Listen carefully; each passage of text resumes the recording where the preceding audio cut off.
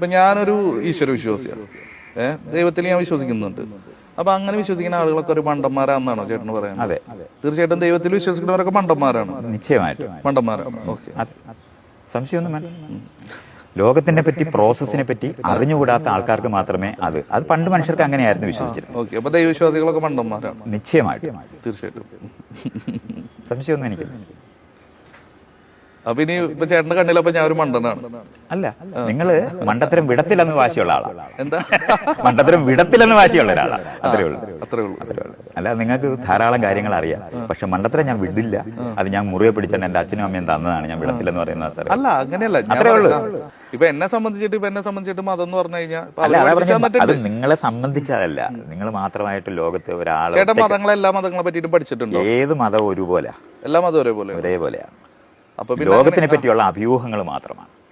അല്ല, എല്ലാ മതങ്ങളും ഒരേപോലെയാണ്. ഒരേപോലെയാണ്. വ്യത്യാസങ്ങളുള്ളത് നിങ്ങൾ നേരത്തെ ഞാൻ പറഞ്ഞ പോലെയാണ്.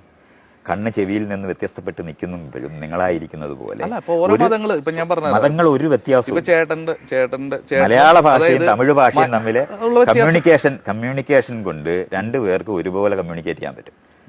പക്ഷെ അത് രണ്ട് വ്യത്യസ്തമായ സാഹചര്യത്തിൽ രൂപപ്പെട്ടത് കൊണ്ട് വ്യത്യസ്തപ്പെട്ടിരിക്കുന്നു. അത്രേ അർത്ഥമേ ഉള്ളൂ മതത്തിന്. മലയാള ഭാഷ തമിഴ് ഭാഷ എന്ന് പറയുന്നത് പോലെ കമ്മ്യൂണിക്കേഷൻ